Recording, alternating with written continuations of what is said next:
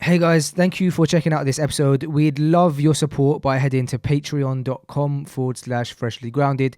It really does make a difference in helping us continue making this content. And if not, no stress. Enjoy. Do you want to learn the language of the Quran? In fact, scratch that. Let's start again. Let's face it, we all want to learn Arabic. A few short months ago, we hosted an episode of Freshly Grounded with Ustad Ismail Beaumont, a graduate in the Faculty of Hadith from Medina University. Ustad Ismail has now put together a course that goes through Medina books 1, 2 and 3, which takes a person from pretty much no knowledge of the Arabic language to hopefully speaking and understanding the language. The course is online and available now via the link in our description. If you use the code FRESHLYGROUNDED, you get 20% off all courses. The COVID-19 vaccine is the talk of the town. It's the talk of the country. It's the talk of the world. So when we were presented with the opportunity to interview a senior doctor from the NHS and also a member of the British Islamic Medical Association, Dr. Mohammed Akhtar, to talk about the COVID-19 vaccine, we took that opportunity. But we know how important this specific discussion is to you guys, so we wanted to make sure that you guys got involved too and had your questions answered. So we opened up a chat box on our Instagram asking you guys what questions you would like to ask about the vaccine. And boy, did you guys come through. So stay tuned as we ask all of the questions that's on all of our minds about the COVID-19 vaccination. Welcome to episode 213 of Freshly Grounded. And welcome to Freshly Grounded, the brand new podcast. Well, it's not exactly brand new anymore, is it? Welcome to Freshly Grounded, the podcast. That's better. Created by best friends Faisal and Sam. Huh? I said welcome to Freshly Grounded. After that bit. Created by After that bit. best friends Faisal and Sam. Really?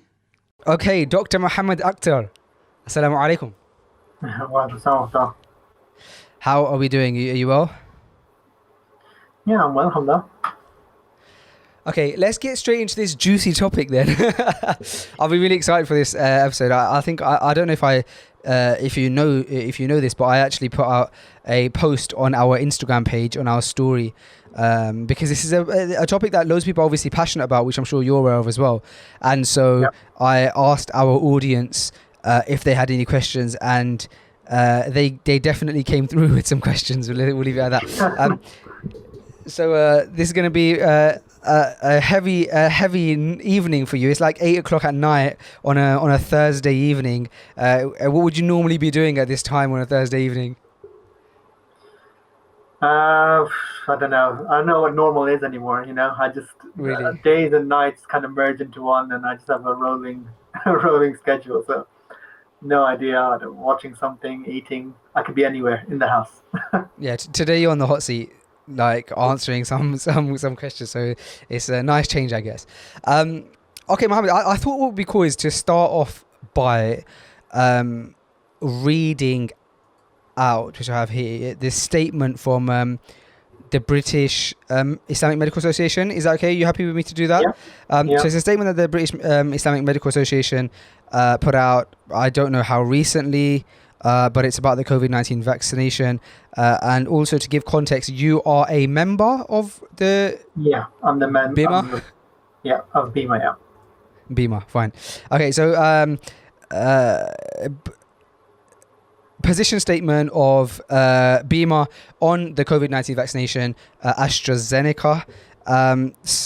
I'll skip the stuff at the beginning and just go straight to the key point here, which is we recommend the COVID-19 vaccine AstraZeneca for eligible individuals in the Muslim community for protection against COVID-19 when used in accordance with the MHRA authorization.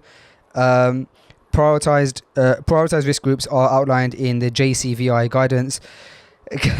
medical statements are just there's loads of acronyms, isn't there, in the medical world? Yeah. Individuals should seek the advice of their medical practitioner and make their decision following informed consent. Despite the availability of vaccines, vigilance with wearing masks, social distancing, adequate ventilation, and good hand hygiene remain paramount and highly effective in managing this pandemic. At the time of the publication, there are very high cases of COVID-19 transmission across the UK, with a disproportionate burden on ethnic minorities yet again. So, Mohammed, can we fairly say that going into this discussion, that you hold the position that you're like pro and you recommend this vaccine for everybody, but Muslims as well as everybody. In general, you recommend the vaccine. Can we give a straightforward statement like that before we start, or is it not that? Is it a bit more complex than that? It isn't more complicated for me. I would say I would recommend it. Fine. But I would emphasize that recommendation is not the same as, I guess, telling people they have to take it. Sure. Because everyone has to make their own decision at the end of the day. But from our side, it would be a strong recommendation. And it says here that recommendation from BEMA is for the AstraZeneca COVID vaccine. How many vaccines are there, and which one is the AstraZeneca one? Because I've heard in the UAE they're using I heard a different name. It may be the same one, but how many are there like around the world? And which one is this one? I mean, there's several vaccines that are in development and that have been released onto the global scene. Sorry, let me get rid of that. But so the ones that are relevant to us are the Pfizer BioNTech vaccine. That was the first vaccine and the UK was the first country in the world to authorize the usage of that vaccine. The next one is the Oxford AstraZeneca vaccine. And then okay, fine. The third one is the Moderna vaccine, which the UK government is in the process of authorizing, I believe, within this month. The one in the UAE, I think, is the Sinopharm. It says Sinopharm. Sinopharm, yeah. Sinopharm. It's, I mean, to be honest, you're probably pronouncing it correctly. I have no idea how they're pronouncing it, but I believe that was a vaccine that was developed in China. So there are many, many countries. Everyone with a lab is trying to make a vaccine, obviously, because each vaccine, in their opinion, they have something to offer. The Pfizer vaccine has to be stored in minus 70 degrees. So the Oxford vaccine has that advantage of not requiring those very strict storage criteria. Another vaccine like the Johnson & Johnson vaccine that is currently being trialed at the moment, that's a one-shot vaccine, whereas a lot of the ones we're used to are 2 shots. So every lab in the world, I mean, there's one actually just recently, there's a Muslim-led group in Lancashire, I believe it's Lancashire, where they've just developed a vaccine that is as a nasal spray, right? Oh wow! So they're studying it in it's successful in animals, as far as I'm aware, and now they're going to move on to humans. So I mean, every lab in the world is going to try and improve upon Pfizer BioNTech and say, well, our vaccine has this to offer. If you're needle phobic, then you can go for the nasal spray. Do you see what I mean? Is there much difference in what's inside the vaccine? Like what makes up the vaccine? Not really. I mean, since vaccines are being developed, there are many. I mean, just to kind of clarify, I'm not a virologist. I'm not a vaccine specialist. So this is whatever I'm saying is from my understanding and knowledge of being a clinician. I'm not involved in the development of any of these vaccines, nor am I part of any pharmaceutical company. I don't get paid by anyone except the NHS. Yeah, but with regards and to for clarification, your role as a doctor is a cardiologist. Right. Which is a person who works on hearts. Yeah, essentially. Yeah. And you're quite a senior. Is it fair to say that you're quite a senior doctor, as like in the sense that you're not a junior doctor? You're no longer in your first 5 years of all of that kind of stuff, and you're a bit more higher up the stuff. You know what I mean? Is it fair Yeah, to I say? mean, I've been after medical school, I've been, 6 or 7 years into training. I mean, senior, junior, when you enter medicine, it loses all meaning because I am junior if I compare myself to a 75-year-old consultant, Fine. So I'm quite along my training. I'm not fresh out of medical school. So from that perspective, I'm not junior. Um, and Yeah, I mean, with regards to the vaccines, there have been many, many ways that since the development of vaccines that you can make a vaccine essentially. You can weaken the vaccine, so that's the live attenuated vaccine. That's the MMR jab that most people are familiar with. You can inactivate the vaccine completely. You can break the vaccine down into little particles and I then see. decide to inject someone with some of those particles. You can grow the vaccine in a different kind of cell. There's so many different ways to make a vaccine, but essentially they're all trying to do the same thing. Fine, understood. That's very clear now, because that was like one of the bigger questions that we had come up on our Instagram. Why there's so many different variants, and that provides a lot of clarification. I suppose the next thing I want to ask is the most obvious question. I think that perhaps is on everybody's minds, and I'm sure you're getting this left, right, and centre from family and friends as well. And it's this idea of you yourself mentioned that you're pro. You yourself mentioned that you would generally recommend vaccine, and I wouldn't say I'm like anti-vac. I've never ever classed myself as that, and I do give. I in fact got the flu jab a few weeks ago or whatever. My doctors messaged me and said that I was in the category, I think due to my asthma perhaps, and so they gave me the vac. So I want to start by saying I'm definitely not in the category of like, completely against jabs, and if I get the jab they're going to put a chip inside me and start detecting building 5G towers inside me and all of that kind of stuff. But I am very cautious of this jab, very cautious of this jab. And the main concern that I have, and I think the same concern that is shared by a lot of our listeners, is the concept that this jab, or this vaccine, sorry, has been created within, let's say, for example, within the past year. And so even though on the BEMA website, it states kind of that, 23,000 people have been tested with this before even going in and, being released, and people are getting it, so many people are getting it on a daily basis, etc. The issue is that even if somebody were to have got it last year, like 12 months ago, you'd still only be 12 months in. And that's a scary thing. It's not being tested for long-term effects on like 10 years, 15 years, 20 years. What do you say to people who have that worry? Yeah, I mean, first thing I would want to. Oh, is it frozen? No, it hasn't. You're just remarkably still. Okay. I'm always remarkably still. Yeah, sorry. So the first thing I would say is I hate these groupings like pro-vaccine, anti-vaccine. I don't think. I think a lot of people use them just because it's easy to use, but I would never want to label someone with that kind of term. In the end, it just ends up dividing people, and people are not homogeneous in that way. And at the end of the day, we're brothers and sisters, whether in humanity or in faith. And so everyone has their own concerns, and I feel like their concerns should be dealt concern by concern, as opposed to, I automatically know how you think, and you're automatically wrong because you fall into group X.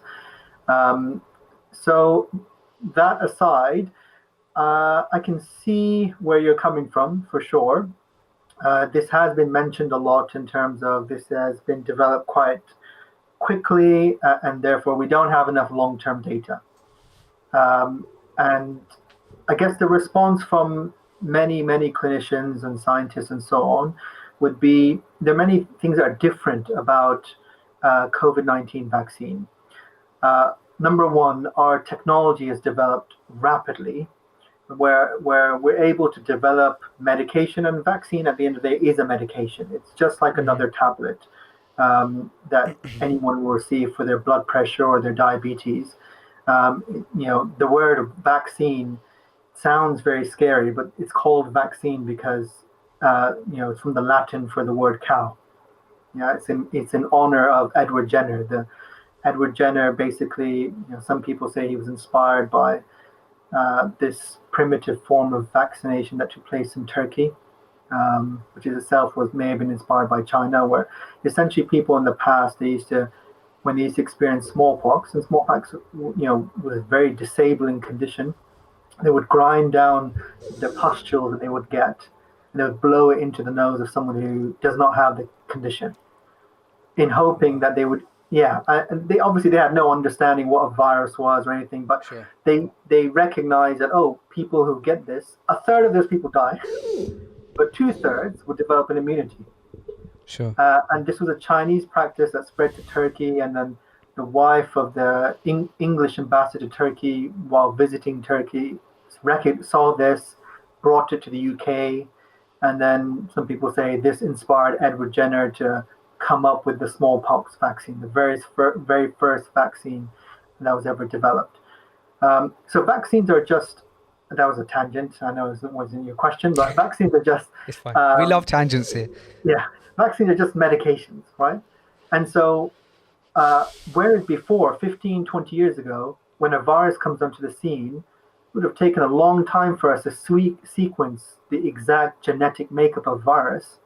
Now we can do it so quickly. I mean, think of all the technological advancements that have taken place in months and years that may have taken centuries before.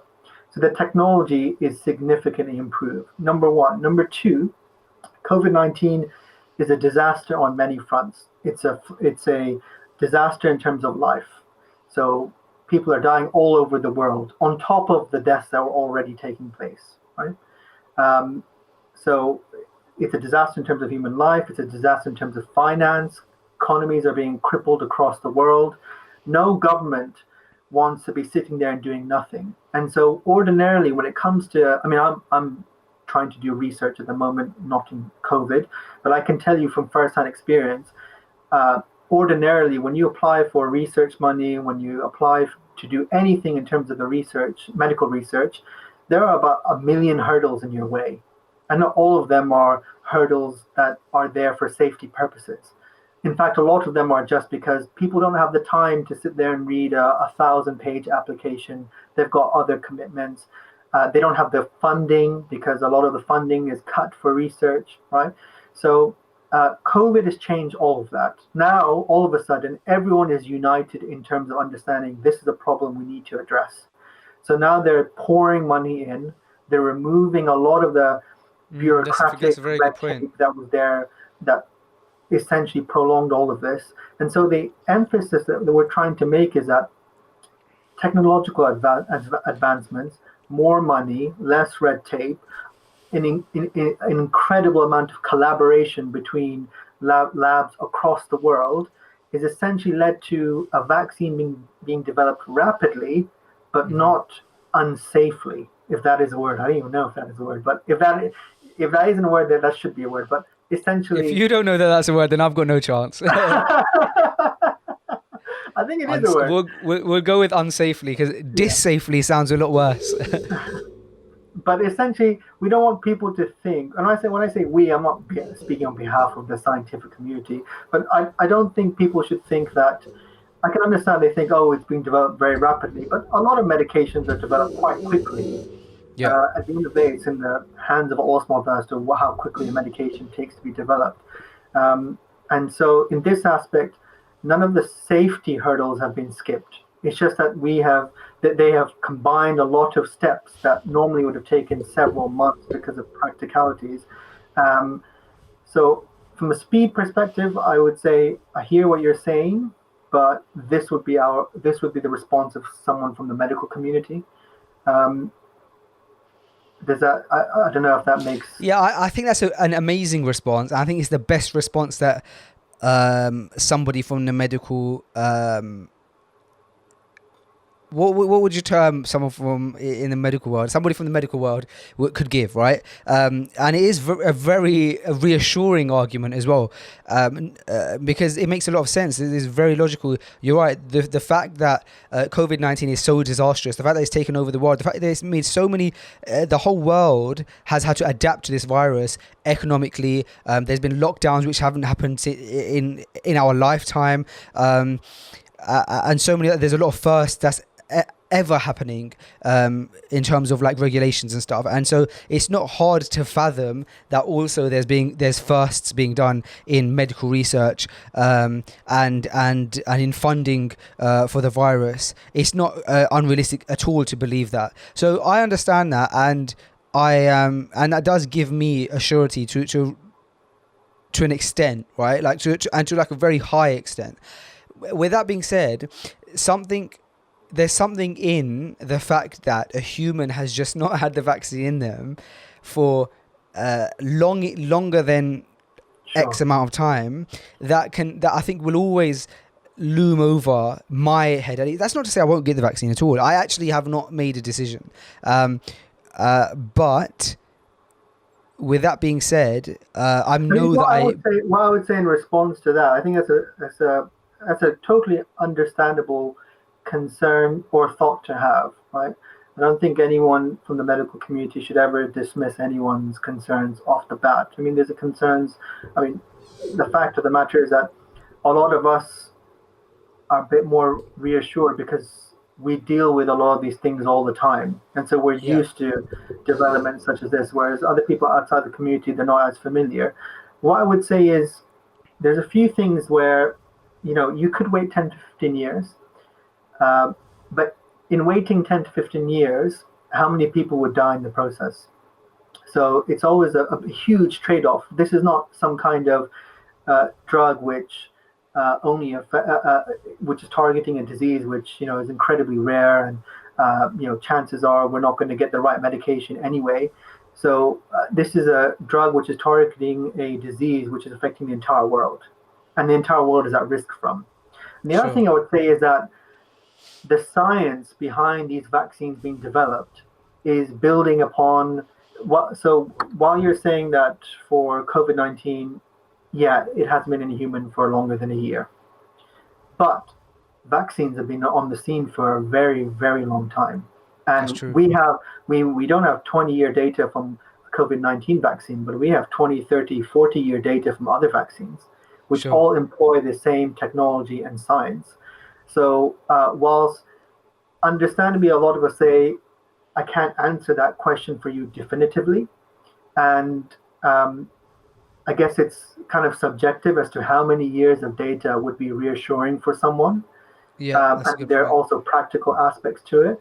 We can also say that we do have a whole 50, 60 plus year of vaccines being rolled out to the medical community, whether it's polio or hepatitis B or MMR, where we have a lot of safety data on our side saying these vaccines are safe. No, again, a really valid point, and something that I can't argue. If we look at the vaccine, and okay, so there's a Reddit subreddit, right, called "Explain to Me Like I'm 5," and that's where I'm gonna have to implore a lot of that to you in this episode. So that's forgive me. Sorry, I think that's from The Office, if I'm not mistaken. Oh, is it? I wouldn't be surprised. But okay, so I'm gonna like use my first "Explain to Me Like I'm 5" card here, if I haven't already used it, to be honest. If I'm not mistaken, a vaccine is a small dose of the bacteria that would be in the illness, and then in giving that bacteria to the person, I know I sound so stupid here. In giving that bacteria to the person, the body creates antibodies against that, for example, bacteria, to fight it, and therefore the body is now prepared for the entrance of that bacteria again, i.e. the actual virus. Is that kind of like a very good surface level description of a vaccine? Yeah, I mean, The high Essentially, pitchness of your yeah tells me no. Because if you was like yeah, you said No, yeah. And I know I haven't got it completely right, but fine. In that case, explain to me like I'm five a vaccine, because I'll tell you what my follow up question was, so you can maybe yeah. answer it in full circle. The follow up question was, if that is the case, is this vaccine like is there like, I don't know, like a the COVID-19 bacteria or whatever in a small dose inside this vaccine, so that our body can then fight the Is that what this vaccine is? Yeah, so I think, I was laughing, but essentially you've got the broad strokes right. So Fine. COVID-19, it first of all focuses on coronavirus. So viruses are different to bacteria in a few important ways. Bacteria can exist and by themselves. Viruses can't. They have to get inside a host in order to be alive. If they're outside of a host, they're dead. Right? So viruses are these kind of weird organisms which are neither dead nor living. They've got two stages of existence. Yeah. And so the vaccines, what they do is, with the COVID-19 vaccines in particular, and different vaccines work different ways. So let me give an example of one vaccine, which is the Pfizer-BioNTech vaccine, which is the first vaccine on the scene. And What is it that does okay? is, Fine. rather than inject the actual coronavirus into your body, because that would be dangerous, what it does is it takes the genetic makeup of the coronavirus and shows it to the cells in your body. Your cells see the genetic makeup. They make ammunition, weapons. The first thing they do is they recognize it and they go, okay, we know this is foreign. We need to take this seriously. And then the second thing they do is they start making weapons specifically targeted at that genetic makeup. Right? This is the sequence we need to target. So that the next time anything with that specific genetic makeup rears its ugly head inside your body already has like a castle worth of weapons saying we're ready for you, basically. Yeah. But you're mentioning, sorry to butt you in. You're mentioning the coronavirus, Yeah. and obviously COVID-19 it just falls into the category of coronavirus. Am I Yes. right? Yes. So you're talking about the Pfizer vaccine has created a kind of like mock-up coronavirus. The Pfizer. So everything in existence has a fingerprint. That's the easiest way to explain it. Everything has a fingerprint, and that fingerprint is what we call your genetic makeup. It's specific to that thing. So we know the genetic makeup very quickly after COVID-19 was discovered. In terms of the infections, we very quickly sequenced. And when I say we, I didn't do anything. I'm sitting at home, right? But Yeah. the scientists, whoever did Dr. it, Mohammed Akhtar. No, joking. they very quickly found the fingerprint for that specific virus. Okay. And so all they're doing with the vaccines is showing that fingerprint I to the see. police in your body and saying, look, this is a criminal. So the next time, anytime you see this fingerprint, you need to target it with these weapons that you make. That's how How can it show that fingerprint without the actual, like you said, it's not going to actually inject the COVID-19 thing because that's dangerous. So it sounds like, how can we be sure that the body recognizes it, because it's not the actual virus? It's like a mock of the virus, is what it sounds like to me. So can we be sure that it's like one component of someone, because you can synthesize things, right? So you take one component of the virus, which is the genetic makeup, and you can show that. So it's not actually the virus. You show that to the cell. Fine. There's no way that thing can cause infection, because we know for infection to occur, you need the whole toolbox. You can't just take a hammer from the toolbox and say, hey, go and make an infection with this, right? A virus, when it enters a body and into the cell, it comes with a toolbox that makes components of an infection response, right? So we can take like the hammer from the toolbox and say, hey, look, this is specific to COVID-19. So make sure you target specifically this. Yeah, And that's that makes what the body complete will do. sense. That makes complete sense. Fine. This has been the most productive conversation I've ever had with anybody with regards to like this topic, right? Because I know that it's something that you've had an invested interest in kind of like educating people on, and B, you make it very I know you and I, for the people who are listening who may not be aware, you and I had a chat yesterday for the first time before we decided to do this episode, and I feel very comfortable speaking to you and very and here's a new word as well, unembarrassed with my thoughts and feelings. So I commend you on that. Okay, the next question I had then was, and thank you for that answer, it was really helpful. Okay, yeah. So it's, with regards to the vaccine,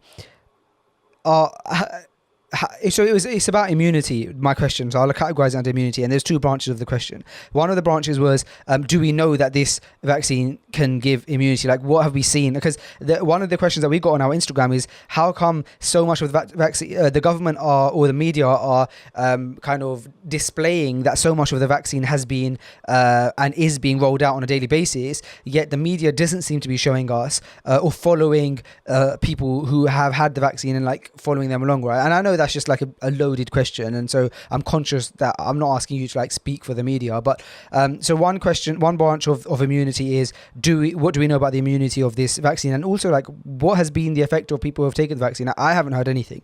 The second branch or the second question I have to do with immunity is, what do we know about if a person were to get COVID, do they become immune, and then I suppose therefore no longer require the vaccine?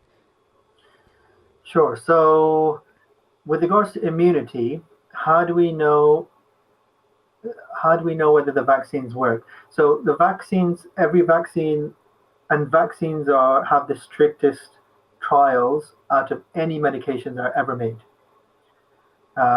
Because take penicillin, for example, an antibiotic, right? The trial, I mean, penicillin was discovered ages ago, but let's just pretend it never existed.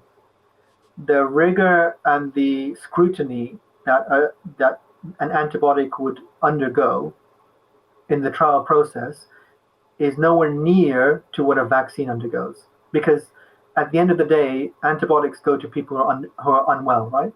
No one takes them if you're well. But vaccines go to people who are well. So we need to be doubly, triply, quadruply sure that we don't cause any problems. Because you're causing problems to well people, not unwell people. So with that being said, in the phase 3 trial, you have 1, 2, 3 trial, and then you have this fourth phase, which we're currently in with every trial, where this agency that we refer to, the Medicines and Health Regulatory Agency, which is essentially responsible, MHRA. Yeah, that essentially makes sure that the penicillin that you're getting is penicillin and it's not, white and chalk put together, right? Okay, fine. So they make sure that anyone who ever has an allergic reaction to any medication in the UK has to be reported to that agency. So they're following up every medication in the UK, and obviously, especially for vaccines, right? So it's not that once vaccines are rolled out, oh, that's it, we all just sit there. No, there's a phase which goes on for years where this agency, and every country has their own agency, monitors every single side effect, however small, that is attributable to that virus or noted in someone who takes that vaccine, rather, right? Now, how do we know about antibodies? We don't. We don't know if someone produces long-lasting antibodies if they receive the COVID-19 vaccines. All we have is the data from the trials, which show that patients who take, let's use one trial, which is the Pfizer-BioNTech trial, patients who received the vaccine were 95% protected from contracting COVID-19. So in any trial, they take X number of individuals, and in the Pfizer-BioNTech trial, it was 20,000 odd, right? Individuals. And they randomly, these people don't know that they're receiving the vaccine. right? Because they try to avoid something called the placebo effect, right? Oh, you got better because you thought you were getting medication. So they take 40,000 individuals, split them in half, and say, okay, 20,000 will get the vaccine, 20,000 will get nothing, right? They'll be fooled to think that they're getting the vaccine, right? Out And then, of interest, what do they put in you for that? Just water? yeah, just water, just nothing. Yeah. I mean, because placebo effect is strong, right? Yeah. Someone tells you that, oh, here's the medication, automatically you start feeling better and stuff like Yeah, of that. So course, they of want to, course. that's why this thing called a randomized control trial was developed to avoid something like that. I'm finally hearing terms that I heard at university again when I was doing research methods. So exactly. So we saw that from this trial, the patients who received the vaccine were 95% less likely to contract COVID-19 than the guys who had the placebo. Yeah. How do we know that? Because did they come in contact They with somebody compared who it. had? All they did was they followed these people up. And when you enter a trial, you're basically watched closer than probably your parents watch you at home, right? Fine. Because a lot of things, Not as close as WhatsApp's watching. No, joking. So they were able to see who contracted COVID-19 and when exactly they contracted it. And so they found that patients in the vaccine group, they were, very, very few contracted COVID-19. And these people we continuously followed up. So we've got some data which basically shows that these patients are 95% protected, right? Now, what that means at 6 months or 12 months, as I mentioned, we don't have the data for that. But again, we know from similar vaccine trials for other viruses that there's a chance that this will hopefully transfer to some form of longer immunity, whether that is going to be something which is lifelong immunity or whether it's going to be like the flu vaccine where every year you need to get essentially a vaccine for a different strain. No one can say at this moment. And the other thing that we can say is, I kind of lost my train of thought there, but yeah, essentially, no one can say that it will definitively protect you for X amount, but it's data that we have that is enough for us to act on rather than sit there and wait for COVID-19. Because I see the alternative. I mean, the question I always put back to other people is, what's your alternative? Well, some people say herd immunity, don't they? Sure. I guess every person that I know has had someone die from COVID-19. And these are not all individuals who were, 90 plus with every comorbidity under the sun. So we know that as a Black and ethnic minority community, we're at a significantly higher risk than any other ethnic community. Just to give you a statistic, 95% of the healthcare professionals that died, the doctors that died from COVID-19, were from Black and ethnic minorities. Why is that? Is that to do with social constructs? Like, for example, the fact that there are more, I don't know if there are more, but because there are more healthcare professionals that are Black and ethnic minority, or is it because of genetics? What's the reason for that?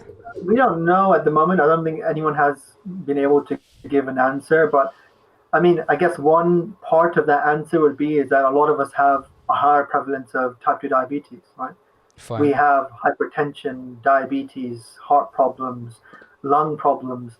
So, and we know that any individual with a lot of these common comorbidities, these are not rare conditions, is at significantly increased risk of mortality, dying from COVID-19.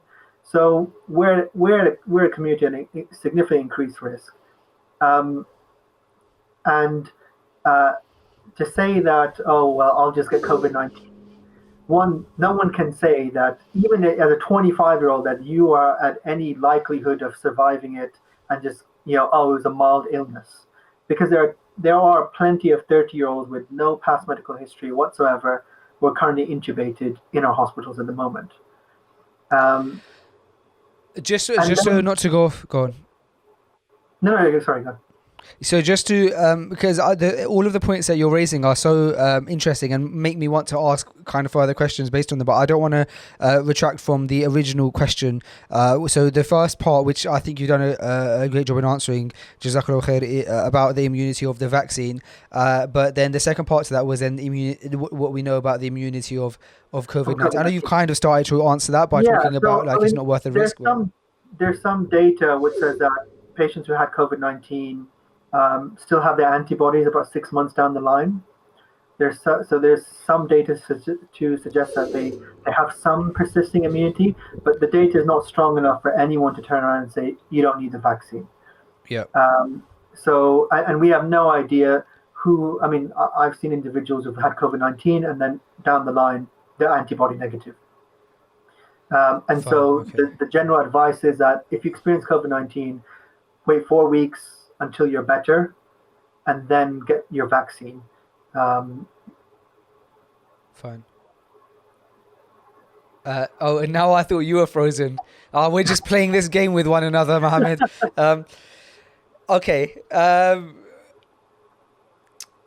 Okay, fine. So, I mean, the other thing I guess COVID-19 is not,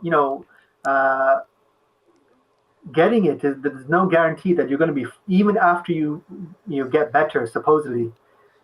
There's no guarantee that 6 months down the line you're going to be completely back to normal. I mean, there are plenty of people who they get heart failure. They never return back to this thing called long COVID, right?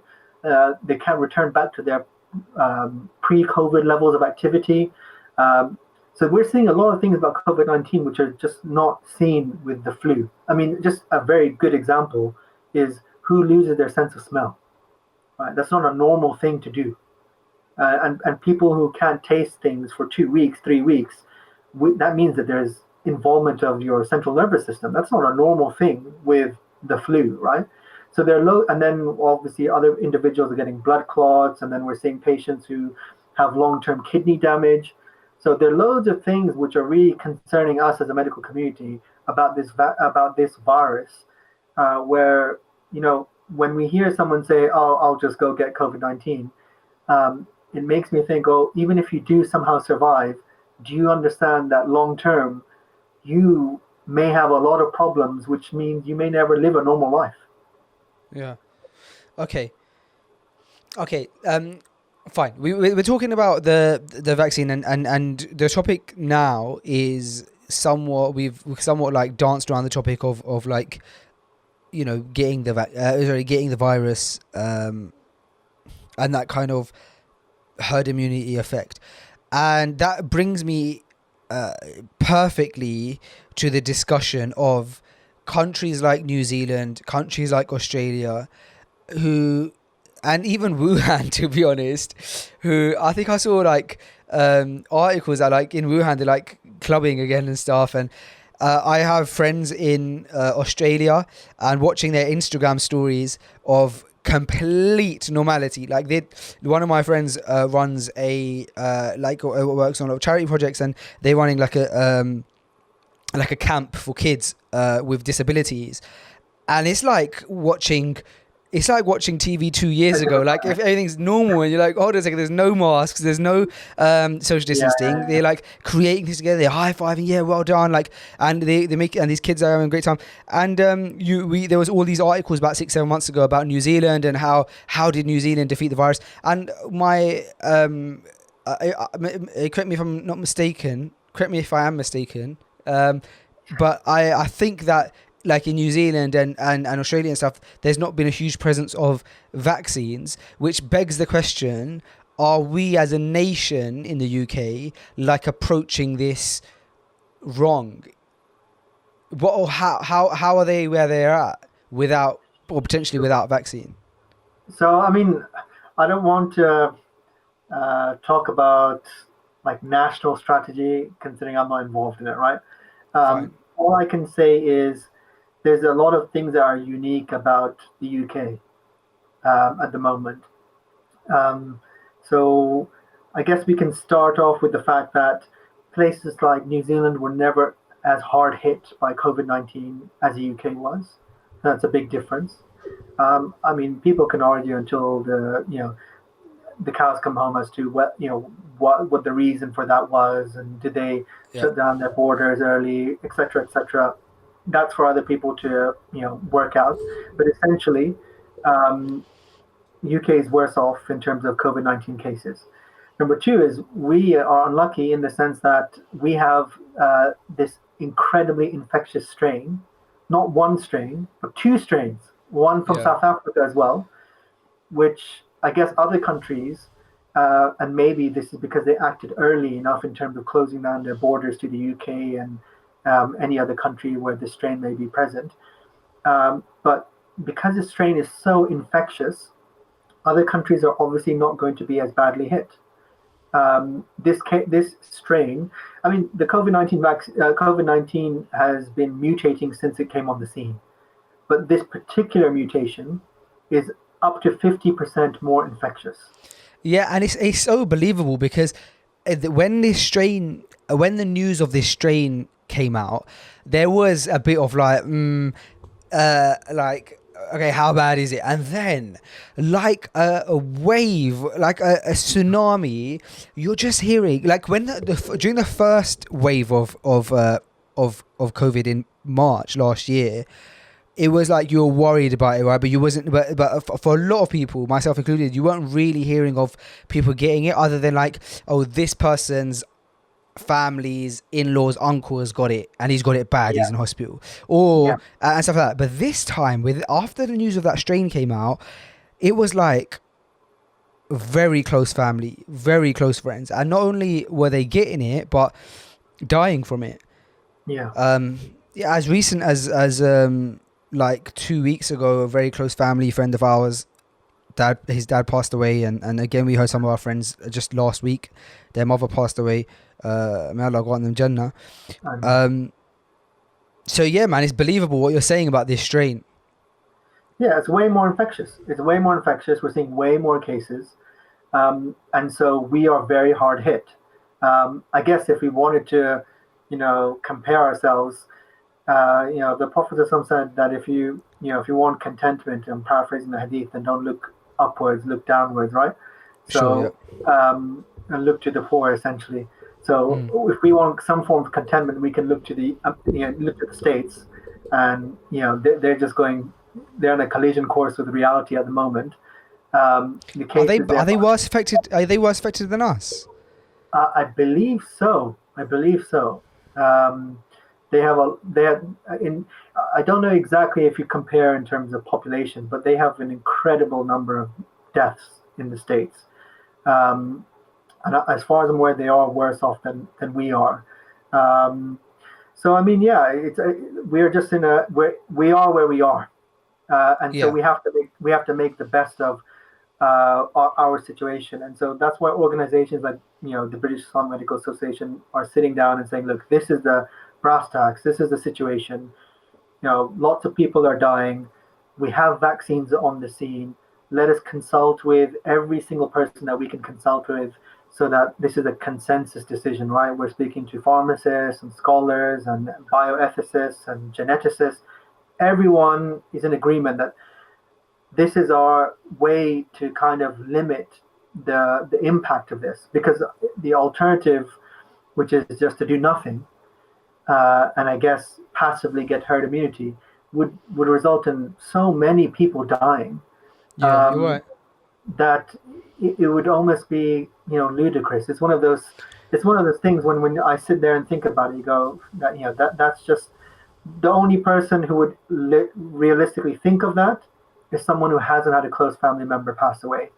But once they've had a close family member pass away, they would want to do absolutely everything that they possibly can to limit the risk. And as Muslims, this is our tying the camel, right? I mean, ultimately, we have trust in Allah, but these steps that we're taking is our tying the camel. We're not saying that by getting vaccine, that's it, we've defeated COVID. Allah subhanahu wa ta'ala decides when something starts and finishes, but we have to do our part, and our part is, as a community, is taking these simple steps: social distancing, wearing a mask, and as a group and as a community, we feel taking a vaccine which has data, which says that there are no strong, significant, serious side effects from taking this vaccine. I mean, 23 million people, you mentioned a point, I'll eventually somehow circling back to this, but 23 million people across the globe have been vaccinated. So, we've got a long way before a lot of people are, 70%. And even then, you can't just relax 70%. But 23 million people have been vaccinated. How many people have had a serious adverse reaction and anaphylaxis? 23, right? 23 people. If you compare that to penicillin, which, and I don't want to trash penicillin. Penicillin's good, right? But Boo, penicillin. Let's go for it, man. And you go to your GP and you're like, I need antibiotics. Your GP is going to give you penicillin. Yeah. 1 in 2,000 individuals will get a serious adverse allergic reaction to penicillin. That's 1 in 2,000. There's no comparison. So the data that we have so far shows that these vaccines are safe. Now, if something happens in the future, at the end of the day, we can only act on the evidence that we have so far. I mean, I strongly believe that Allah subhanahu wa ta'ala is not going to hold us responsible for hypothetical maybes in the future when so many people are dying, and we have to act now. And this is the safest, most sensible way to act, in my opinion. Have you had the vaccine? I've had both doses, yeah. I've had both doses. Oh, amazing. So why is it that there has to be 2 doses? So the first dose is, it depends. They don't have to have 2 doses, but it depends on the company. So if you make a car a certain way, that manufacturer is going to say, well, you can only drive X amount, or you can only do this and this for this car, right? Whereas a different car can have different kind of criteria. So the Pfizer-BioNTech vaccine, that's a 2-dose one, because the way it's made, you need a primer. You need to show your body, this is a fingertip. This is a fingerprint, rather, right? And your body will go, okay, this is a fingerprint. And then it needs some time. And then you need a booster, essentially, to help make it your body make more weapons. Okay. Other companies like Johnson & Johnson are coming up with like a 1-shot vaccine that works slightly differently. Just depends on the company that's making the vaccine. Okay, I won't ask you which company you got the vaccine from, but what I will ask you is the BEMA website specifically mentions that they recommend the COVID vaccine AstraZeneca, which I believe you said was the Oxford one, right? Yeah. So you as yourself, if first of all, can people choose which vaccine they get? And then if they can't, would you recommend, like, if they get offered the Pfizer one, just take the Pfizer one? Well, how is it working? What are they distributing right now here? Sure. So the BEMA, just to clarify, the BEMA website recommends both the Pfizer vaccine and the AstraZeneca vaccine. Oh, okay. They just have specific statements for each vaccine. Oh, I see. I guess because they like making statements. Okay. We like writing documents. That's our that's our hobby as clinicians. But oh, okay. Yeah, I just seen the position on the Pfizer vaccine. Okay. I would say if someone is offered the vaccine, then and they listen to what is being said and they make an informed decision that I think the vaccine is for me, then I would recommend to take the vaccine, whatever vaccine has been authorized right at that time. So the Pfizer vaccine was the first vaccine on the scene. The AstraZeneca vaccine has a benefit of not requiring such stringent, storage. Exactly, it's quite impractical. Yeah. But so that's why I guess the government is rolling out with this vaccine, because they can get it to many places. Yeah, you saw that, didn't you? I just spilled decaf tea on my beard. But I would recommend. I mean, it's already embarrassing enough that I'm drinking decaf. It's spilling on my beard on a podcast in front of hundreds of thousands potentially is not good. It's not good. Sorry. So, did anybody else in your family get the vaccine? All my brothers and my dad. Is that what? Did all your brothers get it because you're all frontline workers? Are you all doctors? Is your dad also a doctor? Yeah. Oh wow, Allahumma barak, a great family lineage of doctors. Here's an update on the decaf situation. I've actually spilled it on my white hoodie, so that's absolutely fantastic. Wow. Okay, fine. So you guys will, and I'm assuming you were offered it from work. Yeah. Fine. But they're very quickly rolling these things out to the public, aren't they? Because I know that other countries are already rolling this out on like mass public use. I know the UK is also, but I imagine that it's going to be available like ASAP for you to be able to accept an invitation to vaccine because. Because they no problem. I was just gonna say because it seems like countries try and race against each other, don't they? So if there's other countries already like they've gone past the frontline workers and everything, and now they're on like mass public, like no doubt the UK is gonna be like, oh my gosh, like everybody else is doing it public already. Hurry up! And I actually drove today. I went past. It's so local to my house. I about 5 minutes up the road, and. He said that one of the youth centres in my area has been converted to a vaccination centre. So it's happening live and direct about 7 minutes from my house as well. Yeah, I mean, it's all practicalities. They're just trying to roll it out as sensibly and calmly as possible. So it's all about practicalities. I mean, I don't know about how to vaccinate an entire nation. I think a public health specialist or someone who's used to kind of grand schemes or grand plans can kind of better talk to you about that. But it is about trying to get the public vaccinated as quickly as possible so that we avoid like a 7th and a 12th wave where thousands and thousands of people are dying. I mean, just today, 1,500 people died just today. The question I had was with this vaccine and it being rolled. How are they producing so many? Do you know how they're producing so many? Because I'm assuming that to vaccinate a whole nation and also a whole world. How does that work? Do they just once they figured out how to do it, they could just like automate the process through big machines? How does it work? Yeah, essentially. Oh, I mean. Yeah, I don't know. I mean, I don't. It's okay. It's the same as any other medication. Once you figure out, you can just roll out. Yeah, as long as there's funding and like we said, there's ample funding, right? Yeah. Okay. Dr. Mohammed Akhtar, I'm gonna hand it over to my Instagram followers on Freshly Grounded because there's a bunch of questions and I would love it if we can just kind of like a quick fire thing. If there's any question that you don't want to answer, just say pass.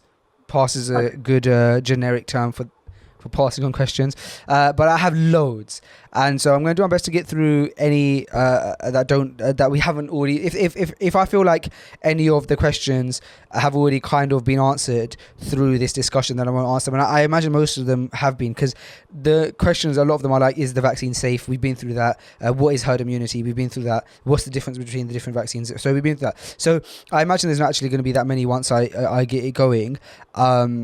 But is that okay with you that we do like a kind of a quick fire thing on the question? Of course. Okay, so one that has been coming up regularly that I haven't asked you yet is, are there any signs of implications on fertility or babies being born with birth defects? That's quite a common question that we've been asked. Sure. Answer is no, there aren't. Yeah, I mean, I always wonder where these, like, I guess if it's a natural concern that someone has, but I've seen people sharing this that it causes infertility and so on.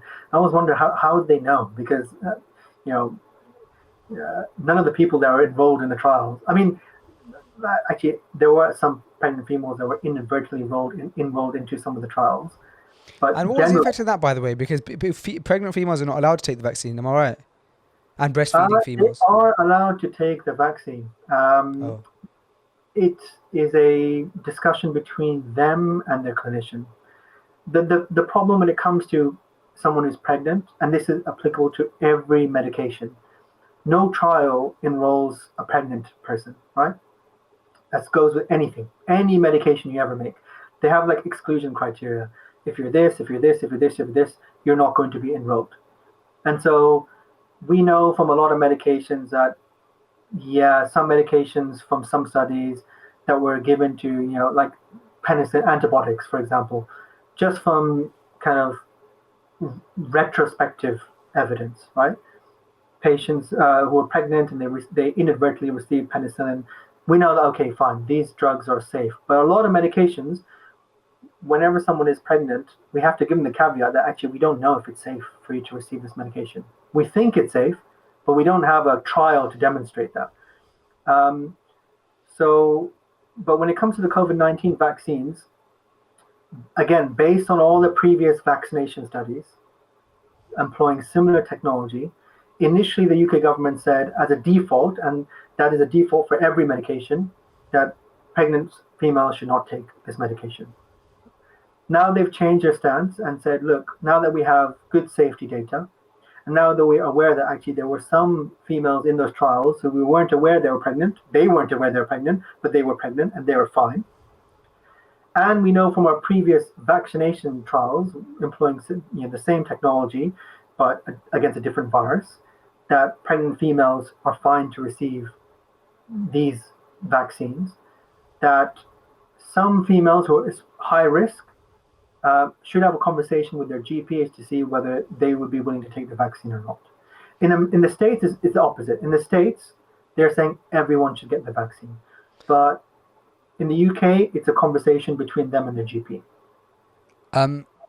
Is there any fertility stuff? No, there's no evidence whatsoever. No one has looked at this. No one has thought about this.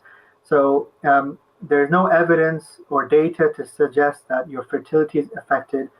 One, two, there's no kind of theoretical link between mRNA or any of the other vaccines and infertility. Fine. So even as a logical leap, there is none. This is purely a rumor that is being spread, unfortunately.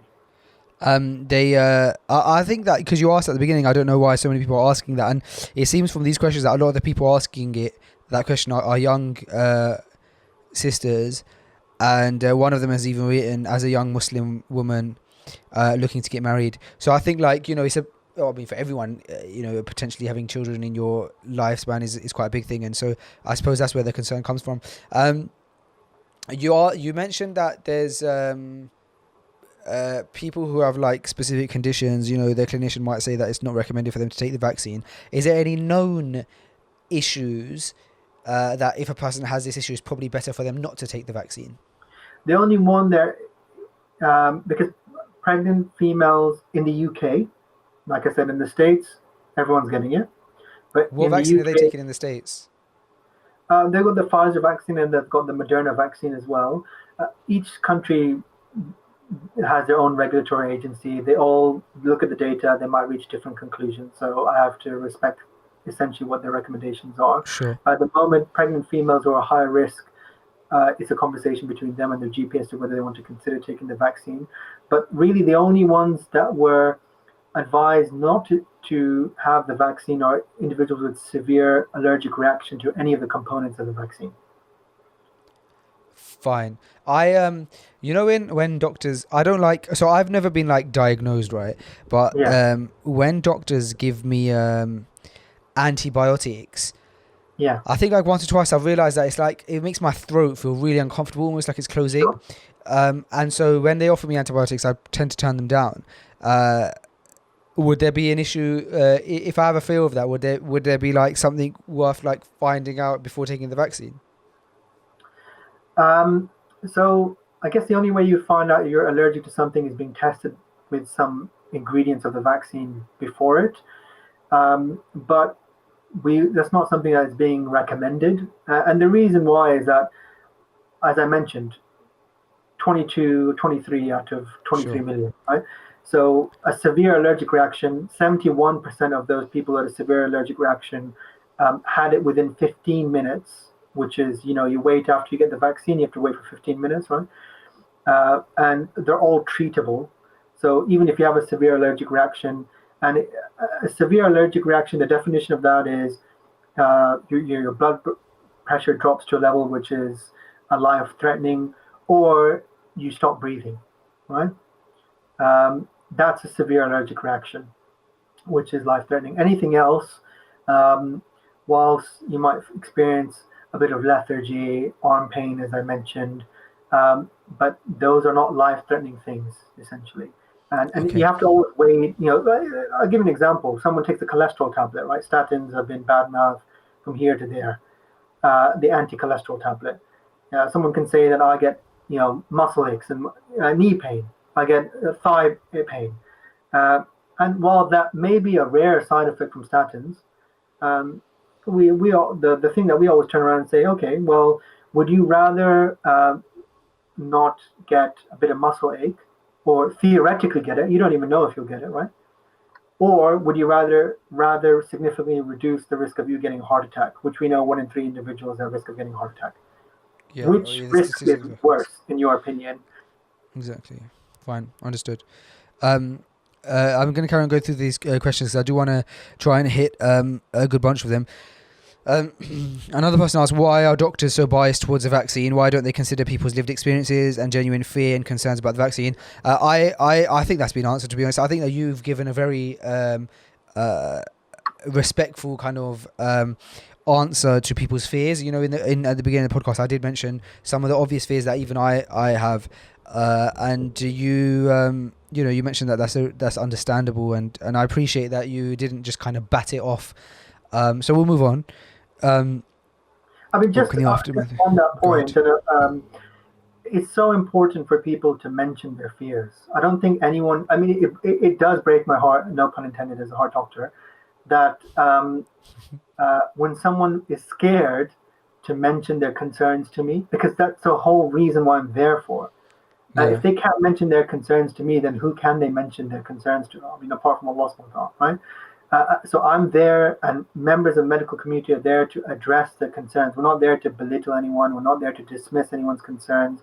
And also, without communication 2 ways, there's not going to be any trust between us or you. You're not going to trust some kind of faceless person who just says, "Here, take the vaccine and shut up." But you are going to trust someone who listens and sits to you and listens to your concerns. And as believers, we should be trusting in one another. As a medical community and as a general public, we should be trusting in one another. We've got a question here that says, any new research on how to cure the abnormal taste/smell people are still suffering after having COVID? No, unfortunately. Okay. Are the conspiracies true? Is a lot of side effects? Is the vaccine okay? What? Yeah, a lot of these. Somebody asked for the list of ingredients. Is that something that must be available somewhere, surely? Yeah, I mean, if you go into Google and if you just type in ingredients, whatever vaccine, just pick a Pfizer vaccine, it'll automatically just show you what the list of ingredients are. Anything surprising? Nothing. No, there's nothing surprising, to be honest. I mean, Fine. Alhamdulillah, BIMA has consulted the scholarly community within the UK, and as is mentioned in their statement, both the Pfizer BioNTech vaccine and the Oxford AstraZeneca vaccine are both halal certified, right?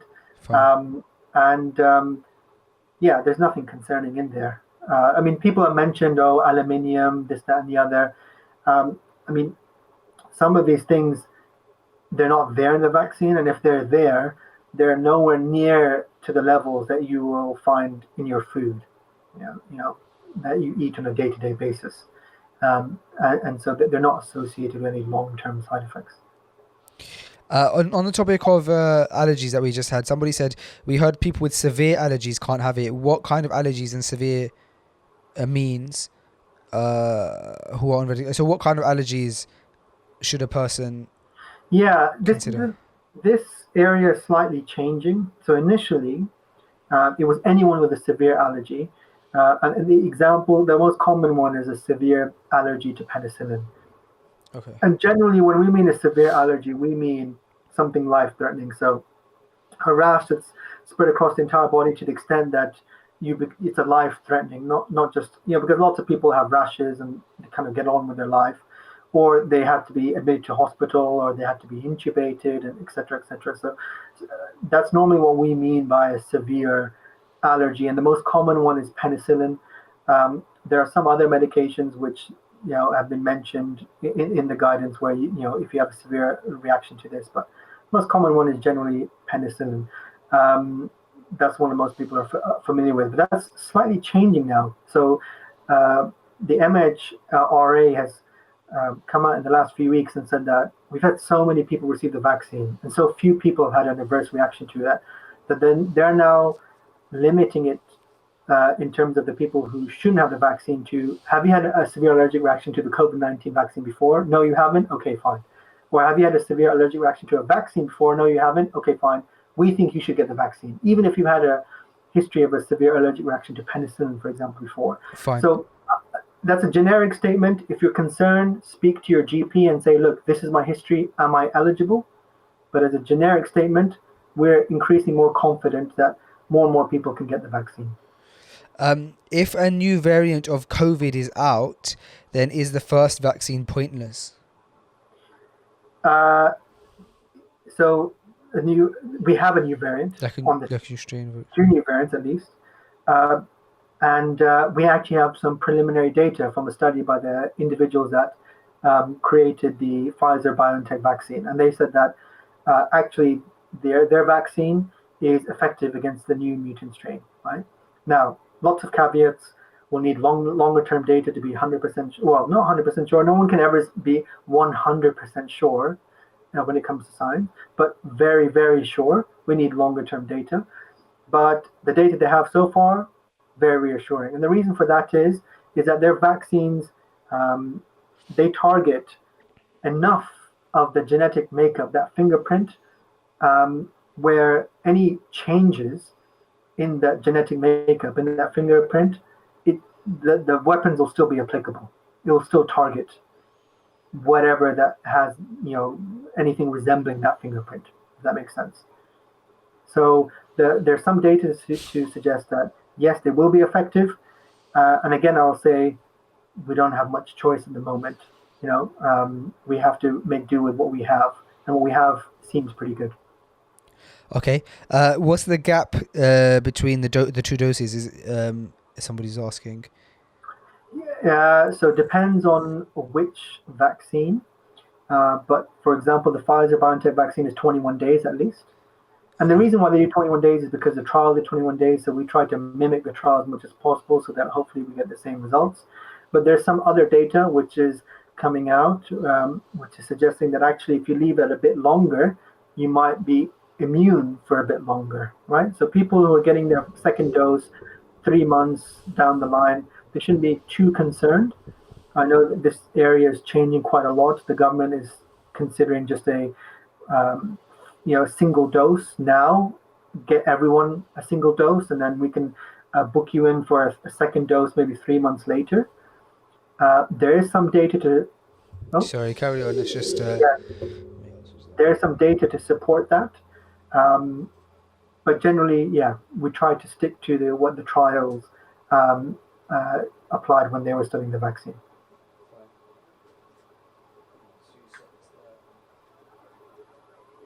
So there's a nice little rave going on. Yeah. On your side of the screen. Exactly. Just to make that clear. Oh, I can't hear you. Oh, okay. There you go. It's just because I have because of the type of mic that I have. You can't hear me unless I'm like right. Yeah, I'm working from home. If you hadn't noticed. Okay, so okay, thanks for answering that question. Okay, so I have 2 questions here that I'm sure you're gonna be interested in. Both seem from people who are suspicious about the vaccine, like I was as well. Yeah. One person says people are reporting major side effects from the vaccine. What proof is there that it's safe? So let's avoid what's proof there that it's safe, because we've already discussed that at nauseum. Yeah. But people are reporting major side effects of the vaccine. My question really is that true, or is that has that person potentially just heard from hearsay?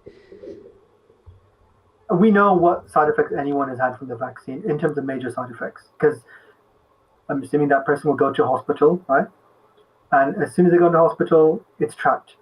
It's tracked in terms of you receive the vaccine, that information automatically goes through the MHRA. And So what were they? Did we talk about that? What were these? yeah, so about 23 individuals have had an anaphylaxis in terms Sure. of everyone who received which is basically a severe allergic reaction to the vaccine. Fine. 23 Okay. people.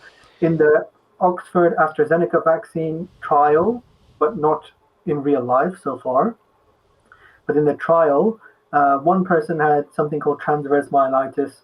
Um, it's a very rare condition that can occur as it is.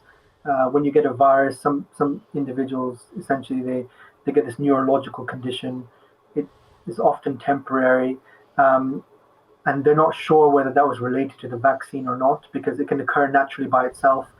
Other things that I've seen being forwarded is someone might get a drooping of one side of their face. Again, this actually occurs not when I say naturally, it occurs by itself. It occurred before COVID-19. It's called Bell's palsy.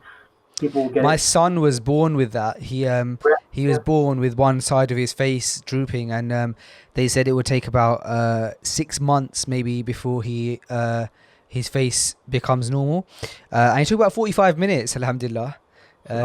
So that was nice. It was like, well, it was worrying, man. Yeah, like you see, like it's like Yeah. you know, like I know an auntie who had a stroke back in the day, and so then she had it. She still has it. Hers kind of was a bit permanent, but that's what I saw in my son when he was born, and it was quite concerning at first. Yeah. But yeah, alhamdulillah, he was fine after that. So some people say you can maybe get the vaccine. Again, that's not definitively proved, but that occurs anyway. I mean, and the treatment for that is steroids. It's something we're very familiar with. Bell's palsy. Anyone can Google that condition. But otherwise, there are no real other serious adverse reactions that have been reported to the vaccine. It's in the interest of everyone to know. I mean, the MHRA, they would not want to cover any of this stuff up because there are lots of vaccines on the market. So if we realize that a vaccine is not working so well, it's easy for us as a community. We just switch over to another vaccine where no one is tied to a specific vaccine. And these are things that are, especially in our day and age, I understand a lot of people, it's not like the scientific community is, they're saints in the sense that they've never committed a mistake before. I mean, we have to recognize that mistakes have been made in the past, but they've always made efforts to try and rectify those mistakes. And now we live in a day and age where you can't sweep a lot of this stuff under the carpet, right? Sure. And this kind of stuff will require every healthcare physician in the country to be involved in the conspiracy. And in most people's case, that means one of their cousins or brothers or sisters or dad or mom is involved in this conspiracy. So, I mean, if you trust your relatives, as Asians generally, we have someone, who's involved in the medical community or healthcare profession. It's just the more you think about it, the more you think that's not really realistic, actually. Okay. We have a question here. It says, will he speak up on this fake virus? If not, then most likely he's brainwashed. Yeah, I mean, so like I would say. Have you heard a lot of that kind of stuff? I mean, I kind of read that one a bit. It's very difficult times that and it's very interesting times that we're living in the sense that how much of what you see on social media is accurately reflecting what the average person is thinking. And also, unfortunately, for whatever reason, what we're seeing with regards to politicians and scientists, this is now bleeding into, the medical community in some aspects. I don't want to say that every person. Oh, really? Yeah, I mean, in terms of a lot of the conspiracy theories that we're seeing, it's something that we as a medical community have to try and address. What I would urge for someone who's got an open mind is willing to think about things from with an open mind and a logical perspective, that just speak to people who've had the vaccine, speak to any relatives or anyone in the healthcare profession about the COVID-19 vaccine. Speak to your local imams, speak to your organizations, the people you trust. Fine. And listen to what they have to say, and then make a decision based on what you hear. and inshallah, we will all make the right decision. Okay, Jazakallah khair. I'm just going through, like I said, there's a lot of repeat questions here. Many about fertility, subhanAllah.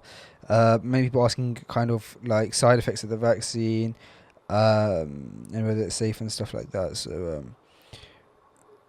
what do you think about people refusing to take vaccine? Does it? Yeah, people asking about the difference between the two that seem quite common, which you've spoken about. How come these vaccines have been approved faster? We are planning to have a baby. Does vaccine have any risk for women? How would you persuade someone double-minded about getting the vaccine? That's a good question. I mean, we've gone through it, so I don't necessarily need to answer, but it's a great question. How would you persuade someone who is still double-minded about getting the vaccine? Because that's a category that I would consider myself in, and probably most people would, because, you don't want to be extreme on either angle, do you? I don't want to be extreme in saying, oh, this is all a conspiracy, and I don't want to be extreme in saying, I'll trust anything, just give it to me and put it in my arm. So I think a lot of us are probably categorized in that. So that was a great question by that person. Would the doctor take it himself? Does government extended the gap between first and second vaccine? What is the reason that the government granted that people who take? Will you get better 5G signal if you take the vaccine? People, why is corona is a question. Any reasons why we should not take it? I think we've covered that. How much of a chance for side effects? Is it safe? Fertility? Can we trust? Can we value? I desperately needed fire. Oh, that's a separate topic altogether. If he had it, would he take it or would taking it? So your dad, you mentioned your dad to get. How old is your dad? He is late 60s. Okay. And who's the youngest person in your family who's taken it? Me. Oh, amazing. How old are you? Can I ask on camera, or is it rude? No, that's fine. I'm 30. I'm 30 years old. Amazing. Okay, we're pretty much coming to the end of the questions, because a lot of people have very similar concerns. I'm glad we did it in the way we did it. Like, we spoke first, had a conversation, and then looked at the questions, because I had a theory that a lot of the questions that people have may be like mine. Considering that, like I mentioned to you yesterday, I consider myself the lay person, and it looks like you covered pretty much everything in our earlier discussion. Some words of encouragement for those who are skeptical. We've definitely probably gone through that. Do people who already have the COVID have to take the vaccine? That was a question that was on my mind that we spoke about earlier. What was a price gone through to have the vaccine ready for? Oh, the process. What was the process gone through to have vaccine? Fine. Okay. I mean, we've seen all of these pretty much, so I'm happy to look past that. So back to our discussion. I am conscious of time, because I did say that the episode would be around this long, but I want to say a massive thank you for taking time out and spending time with us and really clarifying these issues about the vaccine, Mohammed, especially considering you mentioned that you're not a member of you're a part of these pharmaceutical companies and so on and so forth. And so I suppose a question that I genuinely have for you is, why would you then take out a massive portion of your Thursday evening away from your family and try to educate us on the vaccine? Why is that so important to you? Sure. So it's important to me because I guess it's important to me on multiple different levels. It's important to me as a member of BEMA because the whole point of this organization, which is just doctors, pharmacists, essentially together, we're all working for free, out in our evenings, just as I'm sure you are with regards to doing the podcast. Everything is kind of, out of our own time. But the reason for doing that is that we realize that we need to unite as a medical profession and as a healthcare profession so that we can really help our community as much as we possibly can. We have a responsibility towards our community. As healthcare professionals, we have a responsibility. As believers and as Muslims, we have a responsibility towards each other. And so if I see that my community is dying, my community is at increased risk, my community is at risk, then as a member of the healthcare profession, it's my responsibility to try and decrease that risk as much as possible. Otherwise, at the end of the day, I'll be held accountable on the day of judgment, and I won't be a very good member of the healthcare profession. That's part of my job role. So, as part of BIMA, we're really trying to reach out to the community and build relationships and get everyone on the same board, on the same page, essentially, and show people that, look, we're here to listen to you, we're here to engage in your whatever concerns you have, and we're here to tell you that based on our work, we feel that this is the right thing to do. Right? If you don't know something, you go to someone who knows. It's just a common sense principle. So we're doing our part by being that part of someone who knows. We owe it to the members of the public who don't have time to go and do a PhD or go enroll themselves into medical school. Right? They're relying on us to give them the correct information at that time. So, it's my responsibility to help give that information. And so I would say at a BIMA level, as a believer, at the level of a believer, these are things that are motivating me. Ultimately, I would say there are 4 hadith. Imam Abu Dawood, rahimahullah, he said that a believer only needs to know 4 hadith in order to live his life. Right? You're aware of this. So, number 1, actions are by intentions. Number 2, a part of perfecting someone's religion is to leave that which does not concern him. Number 3, that which is prohibited is clear, that which is permissible is clear, and that which is uncertain is uncertain, right? And then lastly, no one is a true believer until they love for their brother what they love for themselves. These 4 hadith have been guiding me in the lockdown. My intention is I'm doing this purely for the sake of Allah. I don't get any money from speaking to people. I don't get any, it's not a particularly famous, I don't get famous from Glamorous, yeah. Glamorous. If anything, there's a lot of blowback from putting yourself out into community in kind of these controversial areas. So there's no real worldly benefit that I can think of for doing this. But the benefits in terms of the hereafter and the benefits in terms of helping my community, I have advised, and as a family, we've all sat there, we looked at the evidence, we renewed our intention, and we decided this is the best way forward. Now, if I think this is good enough for my family, it's certainly good enough for my extended family, which is everyone else, right? It would be inappropriate on multiple different levels, whether a member of BIMA, whether as a doctor, whether as a member of a healthcare professional, as a believer, as a fellow brother and sister, to just sit there whilst so many members of our community die left, right, and center, and then for me to be like, well, it's none of my problem. Who knows what's right? That is disingenuous. That's not being sincere. So for many, many reasons, I mean, I could talk about this forever, but for many reasons, I think ultimately it is my responsibility. I want to help my brothers and sisters as much as I possibly can. And you are helping brothers and sisters by talking about different topics on a podcast and talking about topics which they may feel are not being addressed otherwise. And the way I'm helping our brothers and sisters, I hope, is by talking about healthcare and promoting healthcare, so that ultimately they can be healthier, they can be fitter, and by having a healthier and fitter life, they can serve the Muslim community and serve each other and be of more use to the community, and they can worship Allah better. It's just a kind of everyone wins scenario. Like if I help other people will get better, and they'll help other people, and it's like a chain reaction. So, I mean, I guess you asked why am I doing this, but in my answer would be, why not? There's so many reasons to do it, and to help other people. My only regret is probably not, doing it earlier, essentially. Wow.